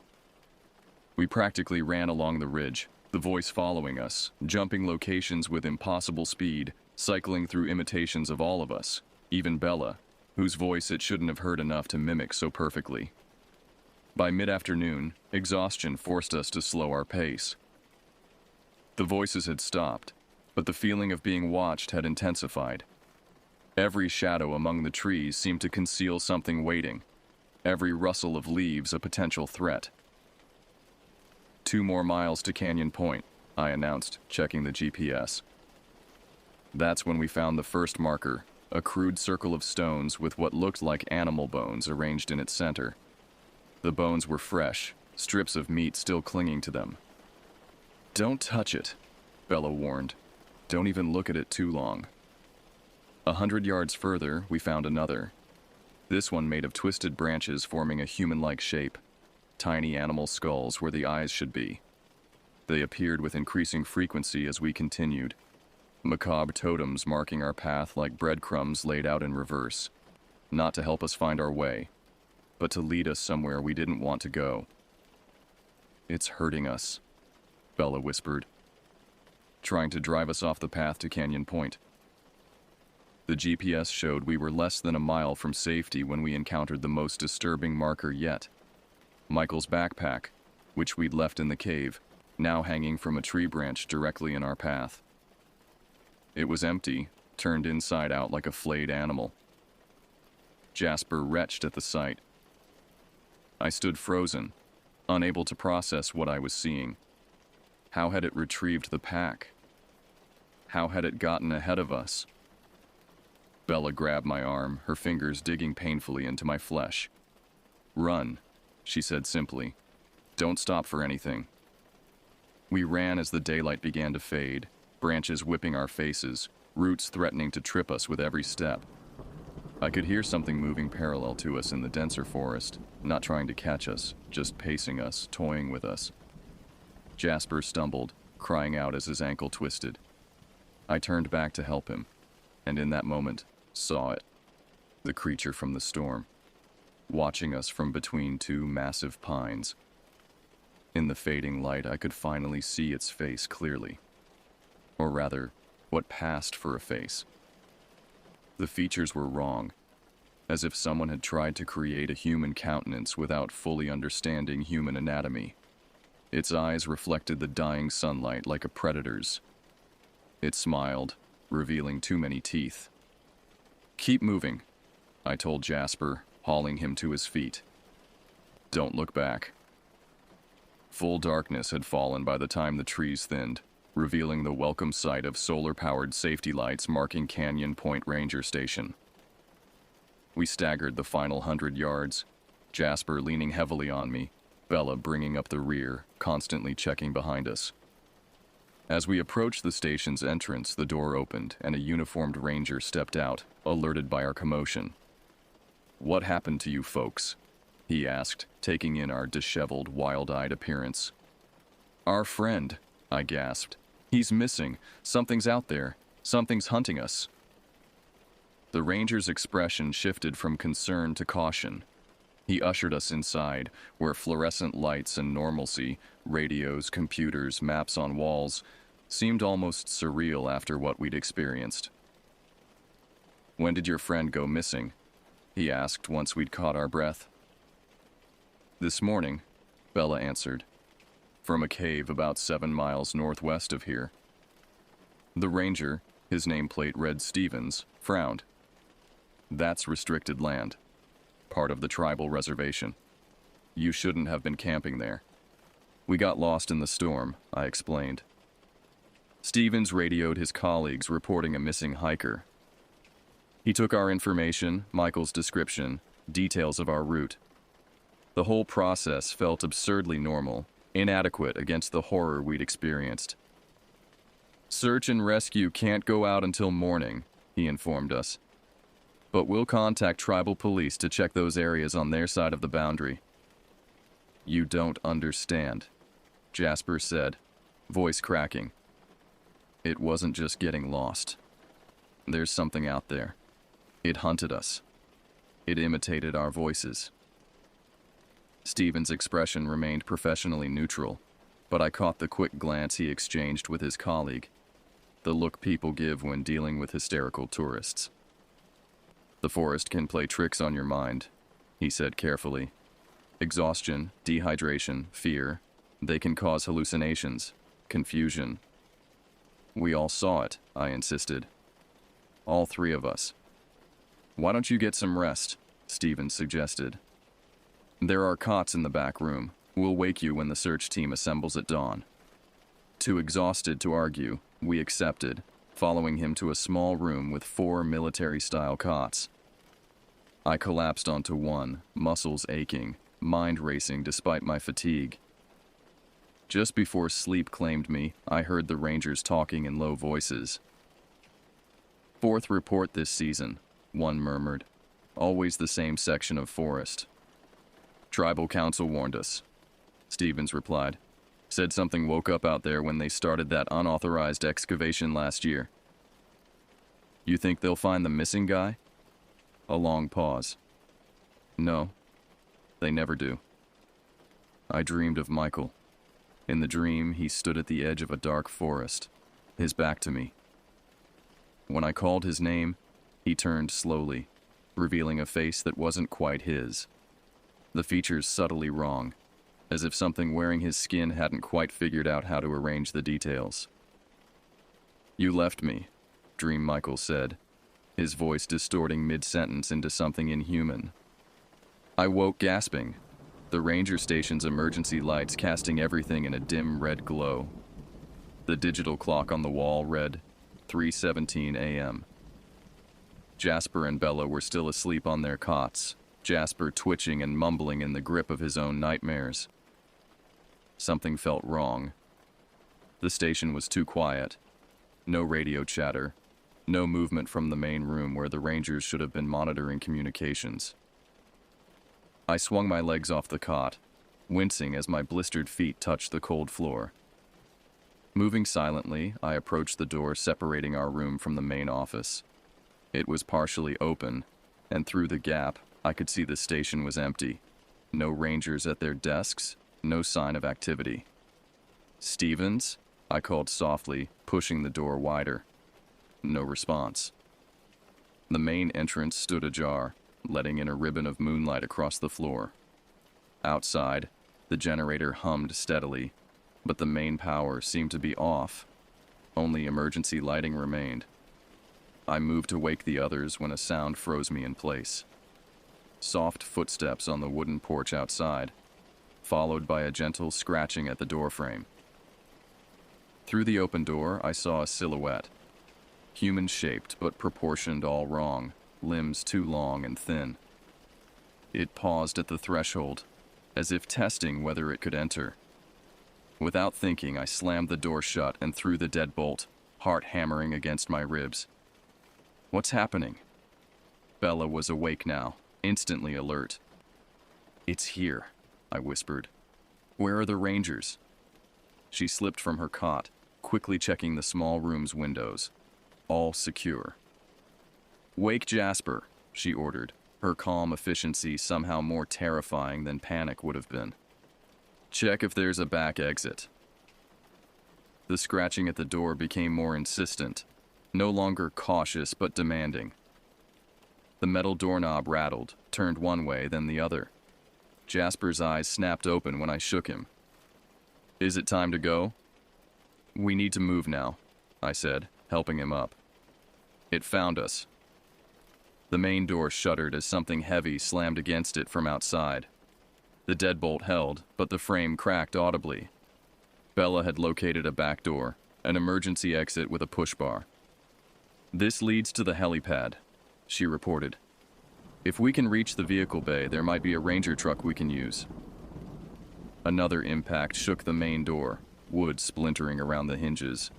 Now or never, I said, grabbing Michael's GPS unit and my pack. Bella pushed the emergency exit open, triggering an alarm that shrieked through the station. We didn't care about stealth anymore. Only escape mattered. Outside, concrete steps led down to a small helipad, empty of aircraft. Beyond it stood a metal building, the vehicle bay. We sprinted across open ground, painfully visible in the moonlight. Behind us, the station's main door crashed inward. I didn't look back. The vehicle bay's side door was locked. Jasper grabbed a rock and smashed a window, reaching through to unlock it from inside, heedless of the glass slicing his arm. We tumbled inside, finding a single Forest Service truck. The keys hung on a board by the door. Small mercies. I'll drive, I said, snatching them down. Jasper, passenger seat. Bella, get in the back. Look for anything we can use as weapons. I turned the key, the engine roaring to life. The bay door was closed, but a button on the wall activated its automatic opener. Agonizingly slowly, it began to rise. In the rearview mirror, I saw a figure loping across the helipad toward us, moving with that unnatural jerky gait, covering ground with impossible speed.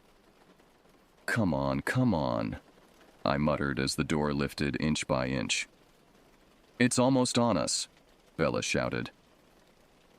The moment the opening was high enough, I floored the accelerator. The truck shot forward, scraping its roof against the door but breaking free onto the access road. In the side mirror, I caught a glimpse of our pursuer, standing in the middle of the road, unnaturally still, watching us escape. Even at this distance, I could feel its rage. I drove recklessly fast down the winding forest road, putting as much distance between us and the station as possible. No one spoke. The only sound our ragged breathing and the truck's engine straining against the steep terrain. The Rangers, Jasper finally said. Do you think... Don't, I cut him off. We don't know anything for certain. Bella was examining her phone. I have a signal, she reported. Weak, but it's there. She dialed 911, briefly explaining our situation. Missing hiker, abandoned ranger station, need for immediate assistance. From her increasingly frustrated responses, I gathered she wasn't being taken entirely seriously. They're sending state police to meet us in Oak Ridge, she said after ending the call. About 30 miles from here. Did they believe you about the creature? Jasper asked. I didn't mention it, she replied. I focused on Michael being missing and the Rangers not being at their post. That was enough to get a response. Dawn was breaking as we reached the small town of Oak Ridge. a collection of buildings along the main highway, most still dark at this early hour. I pulled into the parking lot of the sheriff's station, where 2 patrol cars waited. The officers who met us looked sleep-deprived and skeptical, taking our statements separately. I stuck to the facts I knew they'd believe. Michael's disappearance, the empty ranger station, our flight in the Forest Service vehicle. I omitted the skinwalker, the voice mimicry, the impossible footprints. They seemed most concerned about the missing rangers and the stolen truck. We've got units heading up to Canyon Point now. The senior officer, Deputy Marshal, informed us after we'd given our statements. Search and rescue is mobilizing for your friend. You need to check the cave where he went missing, I insisted. There were tracks, drag marks. We'll coordinate with tribal police, he assured me. That area is technically on reservation land. When can we go back to help with the search? Jasper asked. Deputy Marshal's expression hardened slightly. You folks aren't going anywhere until we sort this out. Technically, you're persons of interest in multiple investigations now. We're victims, not suspects, I protested. Then you've got nothing to worry about, he replied evenly. We've arranged rooms for you at the motel across the street. I suggest you get some rest and clean up. We'll have more questions later. It wasn't until we were alone in the motel room, a dated 2-bed unit with faded wallpaper and the persistent smell of old cigarettes, that we could speak freely. They think we're crazy, Jasper said, slumping onto one of the beds, or that we did something to Michael. They think we're suffering from exposure and hallucinations, Bella corrected. Shared delusion brought on by stress and fear. And what do you think? I asked her. She was standing by the window, watching the first search and rescue vehicles assembling in the sheriff's station parking lot. I think whatever took Michael won't let them find him, she said quietly. And I think our story, the full story, can never be told, because no one would believe it. I knew she was right. We had no evidence beyond our testimony. Jasper's camera had failed to capture the creature or the tracks. The rangers at Canyon Point might turn up with perfectly reasonable explanations for their absence. Without proof, we were just 3 hysterical hikers who'd abandoned their friend and stolen government property. So we just give up? Jasper demanded. Pretend it never happened? We cooperate with the authorities, I said, making the decision even as I spoke. We help with the search for Michael. We give them the sanitized version. Got lost in the storm. Michael wandered off. We panicked and fled to the ranger station, found it empty, borrowed the truck in an emergency. And the skinwalker? Bella asked. Mass hallucination induced by toxic mushroom spores, I suggested. Or carbon monoxide from a faulty camp stove. Something plausible. Jasper shook his head, disgust evident on his face. So Michael becomes just another missing hiker statistic. Case file gathering dust when we know what really happened. What choice do we have? I asked. Tell them the truth and end up sedated in psychiatric evaluation? We lapsed into exhausted silence, the weight of our experience and our decision settling over us like a shroud. Later that day, we joined the search effort, directing teams to the cave where Michael had vanished. They found our cached supplies exactly as we'd left them, but no sign of Michael or his backpack, the one we'd later found hanging from a tree. No unusual tracks, no markers, no evidence of anything supernatural. For 3 days, search teams combed the forest. Helicopters with thermal imaging swept the canyons. Cadaver dogs searched ravines and waterways. Nothing. On the 4th day, they found Michael's boot beside a steep ravine 5 miles from our cave. Subsequent searches revealed scraps of his clothing scattered along the ridge. The official theory, Michael had wandered off, become disoriented, and fallen. Animals had scattered his remains. With no body recovered, the case remained technically open, but effectively closed. We were cleared of any involvement, our story of panic and confusion at the ranger station accepted. The rangers themselves had been called to an emergency on another part of the forest, their absence explained away as unfortunate timing. We were free to go home, to resume our lives, to try to forget. But I knew we never would. 6 months later, I still couldn't sleep through the night. My apartment in the city should have felt safe. 7 floors up, surrounded by the comfort of civilization, far from silent forests and watchful shadows. But darkness brought the dreams, and with them, the certainty that something had followed us out of those woods. I wasn't alone in my ongoing torment. Jasper had abandoned his outdoor channel, selling his equipment and taking a desk job that kept him firmly indoors. Our regular check-ins consisted mostly of comparing medication dosages and therapist recommendations. Bella had disappeared from our lives shortly after the official search ended. Her university colleagues said she'd taken an extended leave to pursue field research with a Navajo elder who specialized in traditional protection rituals. Her last text to me had been cryptic. "It knows our names now. Stay vigilant." I tried to move on. I told myself that grief and trauma could explain everything we'd experienced. The figures in the forest, the impossible tracks, the voice mimicry. Stress-induced psychosis, the therapists suggested. PTSD manifesting as paranoid delusions. I almost believed them. Almost. Until the phone calls started. The first came at 3:17 a.m., exactly 3 months after Michael's disappearance. I fumbled for my phone in the darkness, assuming it was Jasper having another panic attack. "Hello?" I mumbled, still half asleep. Silence on the line, then breathing. Not human breathing, but something that approximated it, like an animal trying to mimic the sound. Then Michael's voice, distorted as if coming through water. "Why did you leave me?" I hung up, hands shaking so badly I dropped the phone. When I checked the call log, there was no record of any incoming call. A week later, it happened again. Same time, same voice, different message. It's wearing me now. After the third call, I changed my number. It didn't help. The calls found me anyway, always at 3:17 a.m., always with Michael's voice delivering increasingly disturbing messages. I installed security cameras in my apartment.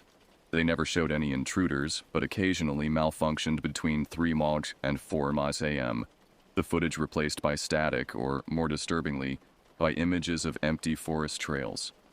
In April 2024, almost a year after our fateful hike, I received a package. No return address, postmarked from a small town near the Navajo reservation. Inside was a leather pouch containing dried herbs and what looked like animal teeth, along with a note in Bella's handwriting. "Wear this. It can't protect you completely, but it mutes your presence. I've learned things. It doesn't just hunt bodies, it hunts souls. Michael's essence is trapped. It uses him to reach us. I'm going back to find him. Don't try to contact me." I wore the pouch, feeling foolish but desperate. The phone calls stopped immediately. 2 weeks later, Jasper called me, his voice tight with barely controlled panic. "The ranger station burned down," he said without preamble. "Canyon Point. It's all over the local news there." I pulled up the story online while we talked. A devastating fire had destroyed the ranger station where we'd sought refuge. 2 rangers had died, trapped inside. Authorities suspected arson. "That's not all," Jasper continued. "They found remains in the forest nearby. They think it might be Michael." My heart lurched. "After all this time?" "Preliminary ID based on dental records," he confirmed. "They're saying animals must have buried parts of him, which is why the initial search missed it." Something about this felt wrong. Wrong in the same way as the figure in the forest had felt wrong. The proportions off, the details not quite fitting. "I'm going back," I said suddenly, surprising myself. "Are you insane?" Jasper's voice rose. "After everything that happened?" "Exactly because of everything that happened," I replied. "This doesn't feel right, Jasper. Michael's remains suddenly turning up near a suspiciously timed fire? What if it's Bella? What if she found something and now she's in danger? Or what if it's a trap? He countered. What if it's trying to lure us back? He was right, of course. The rational part of my brain screamed warnings, but another part, the part that had been living in suspended fear for nearly a year, needed resolution, needed to understand what had really happened in those woods. 3 days later, I was driving back toward Kaibab National Forest, Bella's protective pouch around my neck, my car packed with supplies that included sage bundles, silver jewelry, and other protective items I'd researched obsessively. I had no real plan, just a compulsion to return to where it all began. I would speak with the authorities about Michael's remains, visit the burned ranger station, perhaps try to find Bella or the Navajo elder she'd mentioned. The forest looked different in springtime, vibrant green, alive with bird calls and the scent of new growth. It should have been beautiful. Instead, every shadow between the trees held potential menace. Every unexpected sound made me flinch. I checked into a motel in Oak Ridge, the same one where we'd stayed after our escape. Deputy Marshal was now Sheriff Marshal, and he remembered me immediately when I visited the station. "Didn't expect to see you back here," he said, studying me over his coffee mug. "Most people who go through what you did avoid this place like the plague." "I heard about Michael's remains," I explained. "I wanted to, I don't know, get closure, I guess." Marshall's expression softened slightly. "Medical examiners still processing everything. Preliminary report indicates animal predation, exposure, no signs of foul play." "And the fire at Canyon Point, any connection?" His eyes narrowed. "Why would there be?" I backpedaled. "Just seems like a strange coincidence."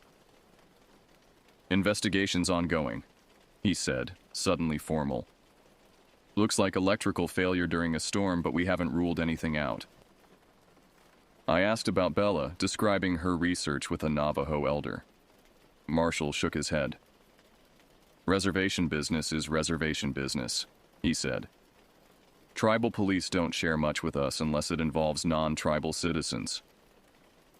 As I turned to leave, he called after me. "Word of advice? See what you need to see, then leave. This forest, it doesn't welcome everyone." The burned skeleton of Canyon Point Ranger Station stood as a blackened monument against the green forest. Yellow police tape surrounded the perimeter, but no officers were present when I parked on the access road and approached on foot. Standing before the ruins, I felt a strange sense of déjà vu, not remembering our escape, but something older, more primal, like recognizing a place from a half-forgotten dream. "You shouldn't be here," a voice said behind me. I spun around to find an elderly Native American man watching me from the tree line. His weathered face was impassive, but his eyes held knowledge and warning. "I'm looking for someone," I said. "A woman named Bella. She was researching with a Navajo elder." "Isabella Young," he nodded. "Joseph Begay's apprentice." My heart leaped. "You know her? Is she okay?" "She crossed boundaries that shouldn't be crossed," he said. "Sought knowledge that comes with a price." "Please," I said, desperation creeping into my voice. "I need to find her. Something happened to us in these woods last year, something that took our friend." The old man studied me, his gaze uncomfortably penetrating. Finally, he gestured for me to follow him. "Your friend's essence was taken by the Yi Nald Lushi," he said as we walked a narrow trail away from the burned station. "What you would call a skinwalker, but that name is inadequate. It is older than such words, older than the people who first named it." "Is it still out there?" I asked, scanning the trees nervously. "It has always been out there," he replied. "But it sleeps for long periods, awakening only when disturbed or when called." "We didn't call it," I protested. "Not intentionally," he agreed. "But the archaeological team that excavated the ancient sites 2 years ago, they disturbed things better left buried, broke seals that had contained the entity for centuries." He led me to a small cabin hidden in a grove of aspens. Inside, maps covered one wall, marked with symbols I didn't recognize. Photos and newspaper clippings formed a timeline of disappearances dating back decades. "Your friend Bella was here," he confirmed, pointing to a journal on the table. "She believed your friend Michael could be saved, his essence recovered." "And can he?" I asked. The old man's expression grew somber. "The remains they found weren't his. Not entirely. The entity constructs vessels from parts of its victims, mixed with earth and wood and its own essence, puppets to lure more prey." Horror crawled up my spine. "Then Michael is beyond conventional rescue," he finished. "But Isabella believed his essence could be freed through the right ritual at the right location. Where is she now?" He hesitated. "She went to the cave where your friend vanished 3 weeks ago. She hasn't returned." My nightmare was evolving, expanding. Not just Michael lost, but Bella too, both taken by something ancient and incomprehensible. "I need to find her," I said. "You wear her protection," he noted, gesturing to the pouch around my neck. "It masks you from the entity's awareness, but it won't hide you if you enter its territory directly." "I can't just leave her out there." The old man sighed deeply. "I cannot stop you. But know this. The entity feeds on fear and desperation. It has been drawing you back here from the moment you escaped. Your return is part of its design." "Then what should I do?" I asked, frustration mounting. "Just accept that it has my friends and walk away?" "No," he said. "You must understand what you face. The remains they found, the fire at the ranger station, these were messages. It wants you to know it can reach beyond the forest, that no distance is safe." He removed a leather-bound book from a shelf, opening it to reveal diagrams and text in a language I didn't recognize. "Isabella studied these," he explained. "Ancient methods of binding such entities, trapping them again within sacred geometries and ritual boundaries." "Did she try to perform such a ritual?" I asked. "Yes," he confirmed. "At the cave. But something went wrong. The preparation takes days, and the entity is not passive. It defends itself." I spent hours with the old man. His name was Samuel, though he said it wasn't his true name, learning about what we'd encountered. The entity was neither ghost, nor animal, nor human, but something that existed in the spaces between categories, feeding on fear and life essence, collecting identities like trophies.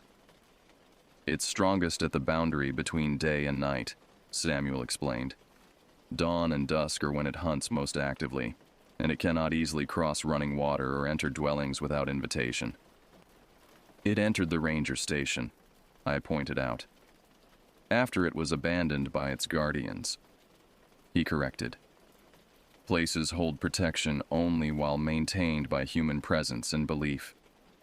By nightfall, I had made my decision. I would go to the cave, following Bella's path, carrying the ritual materials Samuel provided. He couldn't accompany me. His age and health prevented such a journey, but he marked my maps and taught me the basic protective measures.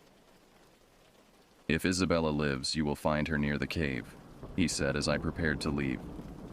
"If not, do not linger.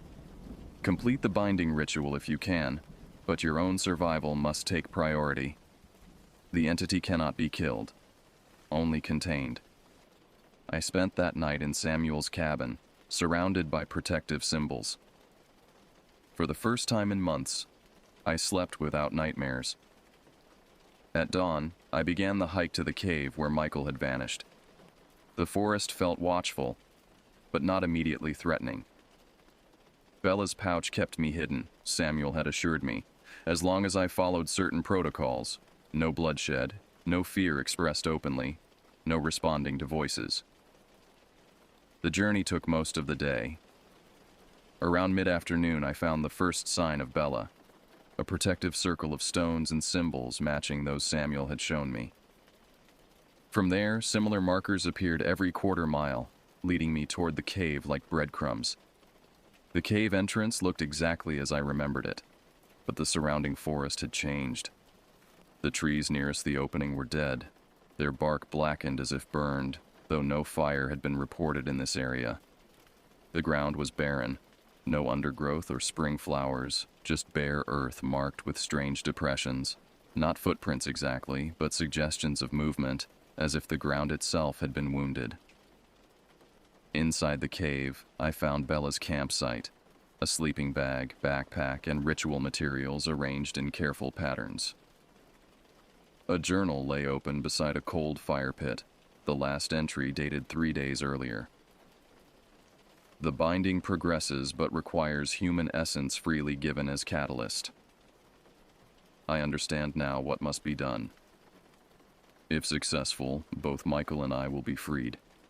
If I fail, the pouch I sent will protect the others as long as they wear it. The entity cannot be destroyed, but it can sleep again for centuries if properly contained. I go now to complete what I started. Beyond the campsite, deeper in the cave, I found the ritual circle, an intricate pattern of symbols drawn in what looked like mixed ash, ochre, and dried herbs. At its center lay Bella's ritual knife, its blade clean and catching the beam of my flashlight. The circle was incomplete, one section smudged, the pattern broken. Whatever Bella had attempted, she hadn't finished it. I had a choice to make. Complete the circle and attempt the binding ritual myself, or retreat with what I'd learned, perhaps return with more help. As I stood contemplating, a sound echoed from the cave depths, a soft rhythmic tapping, like stone against stone.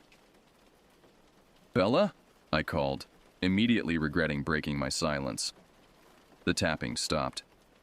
Then came a voice, Bella's voice, but wrong, the cadence slightly off. "You came back," it said, pleasure evident in its tone. "I knew you would."